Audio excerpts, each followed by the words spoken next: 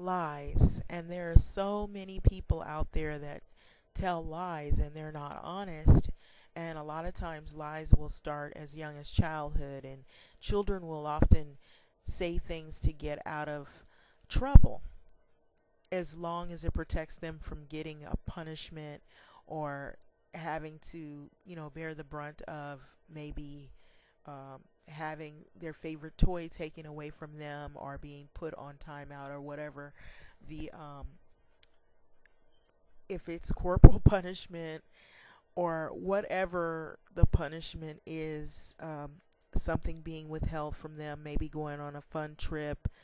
But what my point is that lots of people have a past, and you can't live a life without having had some experiences in your life and had a past. And I'm sure there are many people who have done things or who could think back to a time of something or some event in their life that they wish they could change.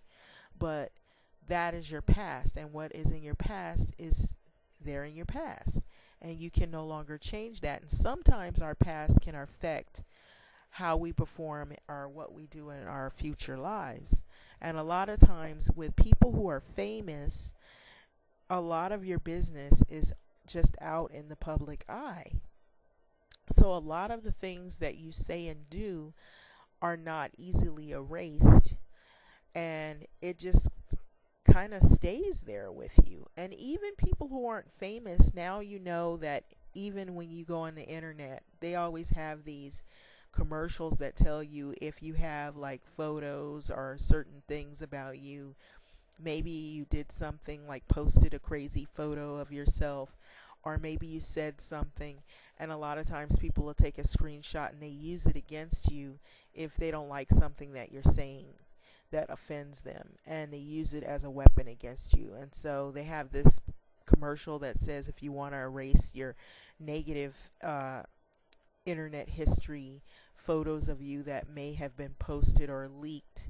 There's a lot of things that have happened to people that have made them wish that they could turn time around and erase what has been done, but unfortunately we can't all have the luxury of doing that. And a lot of times people will pay big money to have photos retrieved and erased off the internet, and sometimes some things are there. Sometimes people will Photoshop things, put your head on top of somebody else's body. There's many things that people will do to embarrass people and hurt people, and it stays with you. And I would say those are a part of lies as well. So lies don't become truth, wrongs don't become right, evils don't become good, even if they've become acceptable to a majority of individuals. So the internet, social media is like a wide form. It's open season, open for everyone in the world, in world's population who possesses internet and can have easy access to view, to hear, to see, to read, for all to tell, whether it's the truth or whether it's based on lies, fabrication. And a lot of times people will sometimes rather hear a lie than to hear the truth. And then sometimes when people hear truth, they don't believe it. And then sometimes when they do hear truth, it's a sad truth or a sad reality. But sometimes lies can happen even in big government. So you see on the news, there's a lot of things that go on in world news, in local news, and some situations that are political that have to be investigated because some people that are politicians were not honest and they didn't tell the truth. So what my point is that I heard some videos about Steve Harvey, and by me addressing a lot of issues that have to do with different people, but also the black community, which would be African American. Here in America, we have famous black, artists, singers, you name it. And a lot of times when you're popular, like Steve Harvey, if you have a contrary past and then you say one thing but your life is in turmoil and it says another, there's always more often going to be people that are going to address it, whether they're fans or foes. And there were some things that he said. You know, he's always given relationship advice on a radio station. He's a popular figure. He hosts Family Feud. He's hosted some other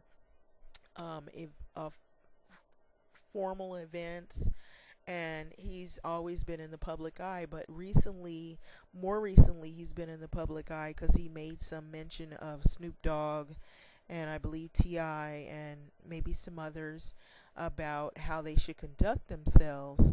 And I would have to say,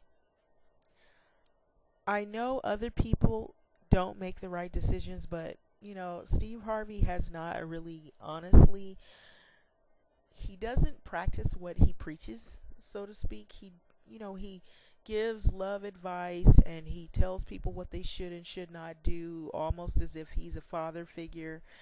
He acts as though he's a spokesperson, but he has not been the most credible individual lately, based upon his track record in relationships and his past relationships with females.